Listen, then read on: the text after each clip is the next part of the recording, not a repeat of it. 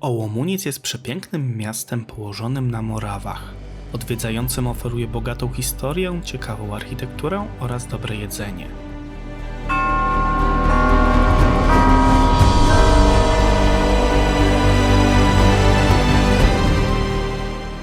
Górny rynek, tak zwany Horní náměstí, to główny plac na Starym Mieście w Ołomuńcu.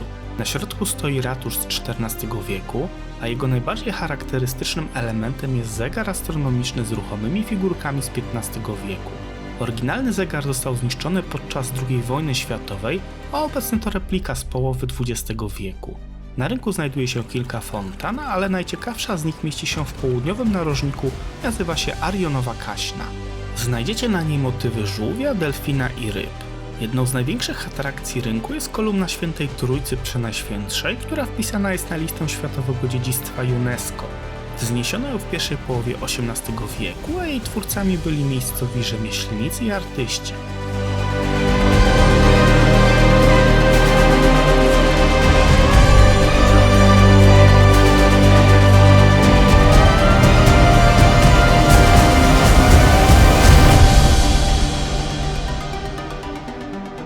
Nieopodal Górnego Rynku znajduje się Dolny Rynek, Dolní náměstí, i ma on formę wydłużonego prostokąta. Na środku znajduje się kolumna mariacka, powstała w pierwszej połowie XVIII wieku jako podziękowanie po ustąpieniu epidemii dżumy.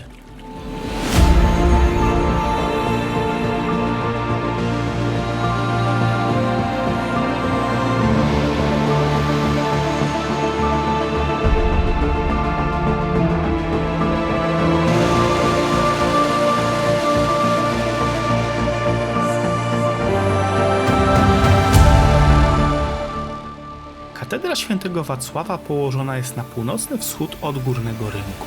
Najwyższa z wież ma 100 metrów wysokości, co czyni ją drugą co do wysokości wież kościelnych w Czechach. Pierwsza katedra powstała w tym miejscu na początku XII wieku, natomiast po pożarze w 1264 roku świątynia była wielokrotnie przebudowywana i rozbudowywana.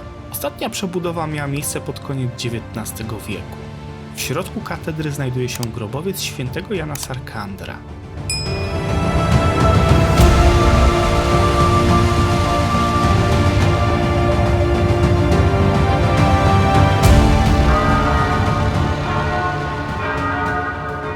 Na północ od Górnego Rynku mieści się kościół świętego Maurycego.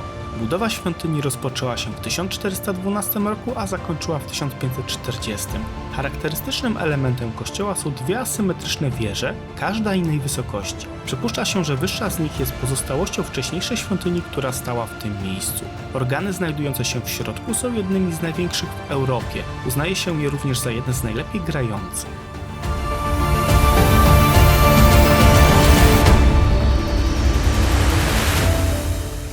Południowo-wschodnią część Starego Miasta opływa rzeka Młyński Potok.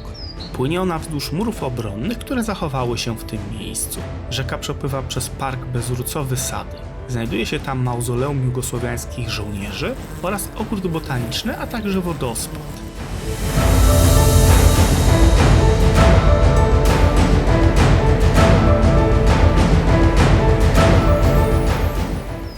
Zwiedzając miejsca poza obrębem Starego Miasta warto rozważyć klasztor Hradisko, który założony został w tym miejscu w XI wieku. Budową obecnego barokowego klasztoru rozpoczęto w 1650 roku. Zwiedzić można tylko dziedziniec, natomiast wnętrza dostępne są tylko podczas zwiedzania z przewodnikiem. Obecnie wewnątrz mieści się szpital wojskowy.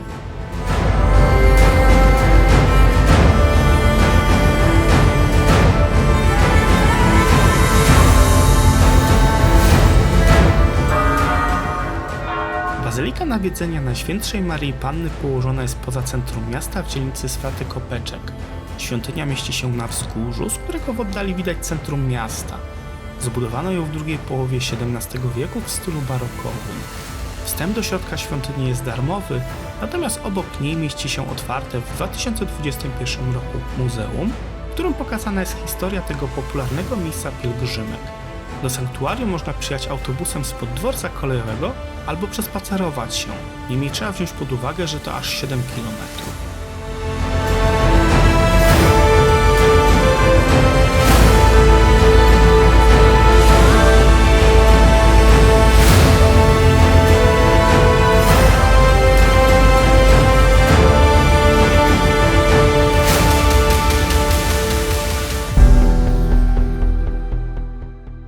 Kościół świętego Michała powstał w stylu barokowym w drugiej połowie XVII wieku w miejscu starego kościoła gotyckiego zniszczonego podczas wojny 30-letniej. Ogromne wrażenie robi barokowe wnętrze świątyni. Neobarokowa kaplica świętego Jana Sarkandra powstała na początku XX wieku w miejscu, gdzie znajdowało się wcześniej więzienie, w którym był przetrzymywany Jan Sarkander. Historia miasta sięga połowy X wieku. Jeszcze w tym samym stuleciu Mieszko I opanował okolicę, a na początku kolejnego wieku jego syn Bolesław Chrobry włączył tę ziemię w granice Polski. W 1187 roku Ołomuniec został stolicą Moraw. W 1306 roku w Ołomuńcu został zamordowany Wacław III, będący synem króla Polski Wacława II z dynastii Przemyślidów. Był on w drodze do Polski, aby koronować się na króla. Kościół Marii Panny Śnieżnej powstał w latach 1712-19 w stylu barokowym. Z zewnątrz nie wyróżniał się specjalnie wyglądem, ale jego wnętrza są przepiękne. Jeśli będziecie przechodzić obok, to koniecznie wejdźcie do środka. Ołomuniec przez dziesiątki lat był najważniejszym miastem w Czechach zaraz po Pradze. Niestety w XVII wieku w trakcie wojny 30-letniej miasto zostało zniszczone przez Szwedów, a stolicę Moraw z Ołomuńca przeniesiono do Brna. Ołomuniec jest dobrze skomunikowany z południem Polski, co czyni go atrakcyjnym turystycznie miejscem zarówno na weekendowy wyjazd lub jako część dłuższej podróży. Czy wy już byliście w Ołomuńcu?